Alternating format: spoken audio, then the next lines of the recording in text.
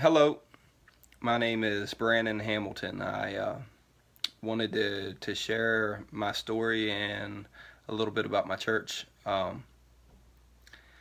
guess I want to start by telling you how I grew up and where I came from, but I don't want this to be too long or to ramble on, so I'll get right into it. I grew up in a Christian home, attended church faithfully.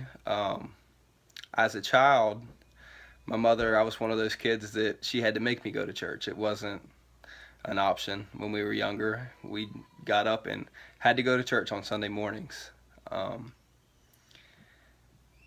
our church was a great church. I loved it. For some reason, as a child, it just, I don't know if the word bored me or can't really recall what it was, but I knew I would rather stay home with my dad, who didn't always attend.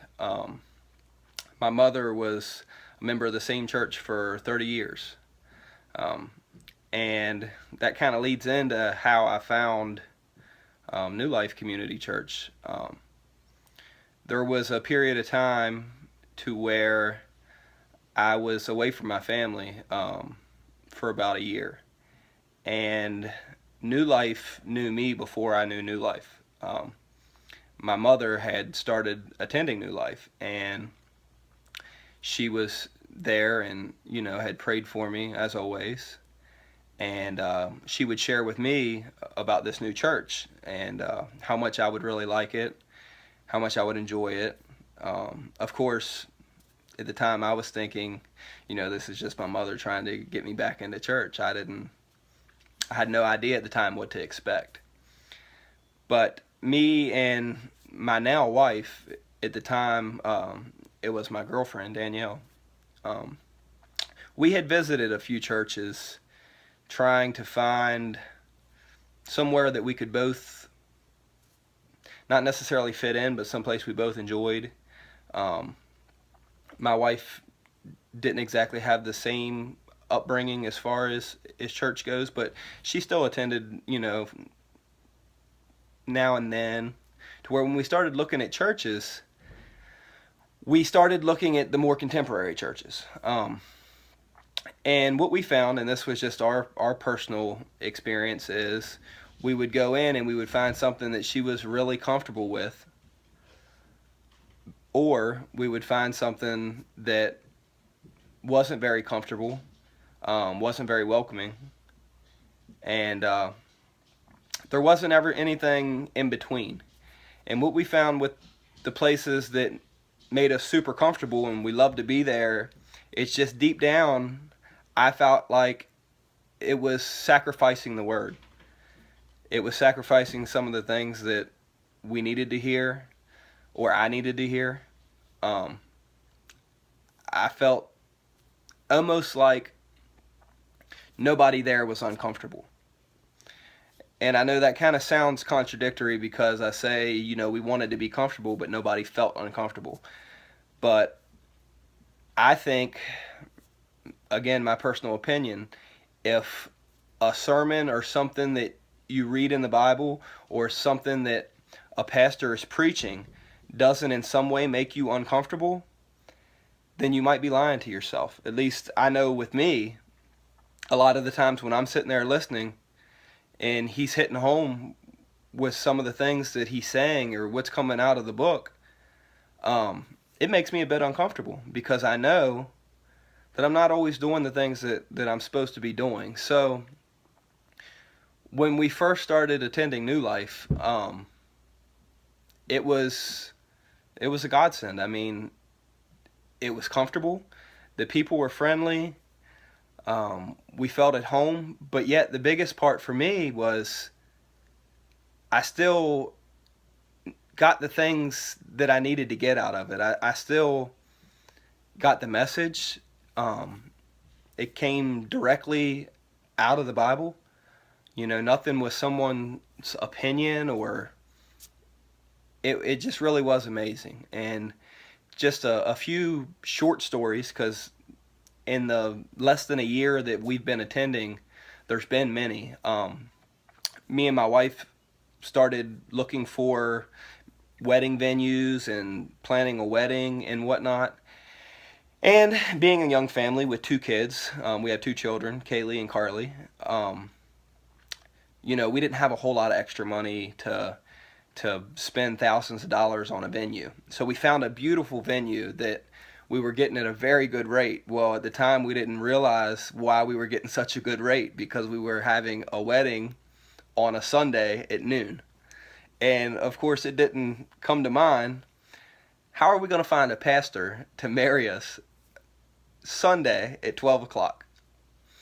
So we thought that this was going to be some, you know, big search and huge problem, to where the next Sunday when we went to church, I brought it up to one of the pastors who I can now call a friend, and he just said he didn't know exactly how they were going to do it, but that they would make it happen, that it wasn't an issue, that they had three pastors, and one would cover for the other, but that they wouldn't miss it for the world, and he would love to marry us. It was just a big burden lifted off of us, but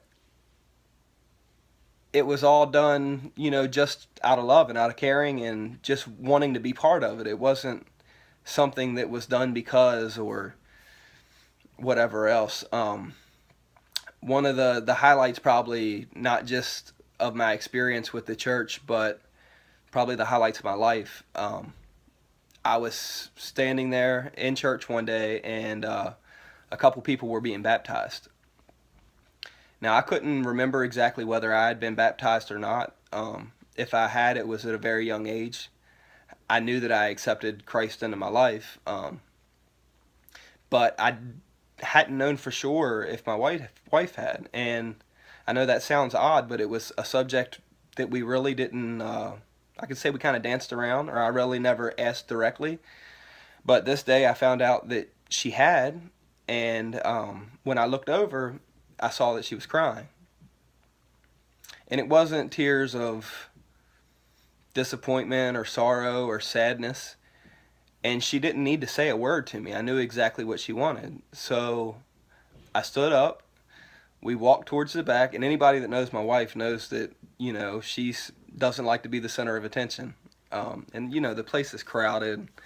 There's people taking pictures, whatnot. They walk us into the back. They had all the towels there and dry clothes. I mean, there was no excuses for anybody not to share that they were spending their life with Jesus, with everybody, and just make it public. We prayed in the back, and Pastor Jim baptized me. Can't explain what an amazing feeling that was, but as he prayed over my wife, he let me be part of it and dip her into the water. And I still remember to this day, and I'll never forget what he said to me when we rose up out of the water.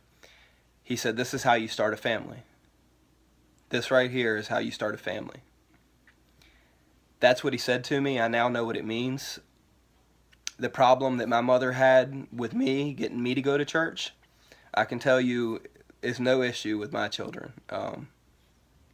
Sundays, they know where we're going. We're going to church, and they're excited about it. They get up, and that's the first thing they ask about is, what time is church? And it's a great feeling. It's a great feeling to know not only are you welcome, but it's a place that your kids like to go.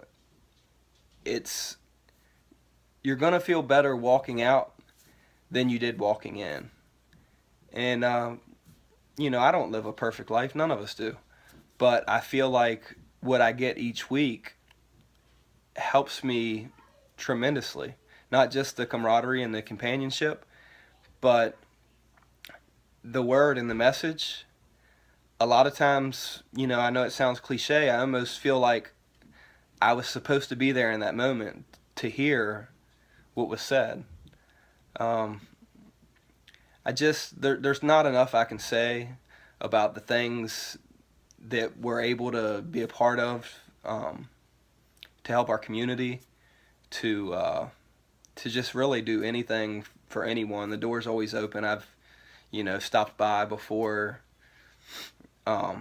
Wednesday, Tuesday, whenever. I mean, I can remember when I was had some health conditions, and he wasn't the first one there. My mother was, but laying in the hospital bed, and walks Pastor Jim carrying his motorcycle helmet. And it made me laugh. I looked up, I said, "You ride your bike here?" He said, "Yeah." It's just, I can't thank the church enough. I can't thank the pastors enough. The music is amazing. But the main thing that I want to stress is it's not just a big show. It's not a business. I feel comfortable telling you everything that I'm telling you because I know. Um, the only thing that I can say, and if you're still watching this, I guess that I've caught your interest a little bit, is join us one Sunday. That's it. I mean, come in, listen, be a part of it, and if it's not for you, it's not for you, but I think that you'll enjoy it. I think that it'll do something to your life that needs to be done if it hasn't already, or it'll bring you back to God or bring you closer to where you need to be. I want to thank all of you, and I will see you on Sunday. If anybody wants to reach out to me, feel free to do so in any way, shape, or form. I don't know if this will be posted online, or if you see me around town, or if you know me. Reach out to me. You know, we'll meet you before church, we'll meet you at church, or we'll pray for you. Either of the above. But I love you guys. I pray for you. Thank you.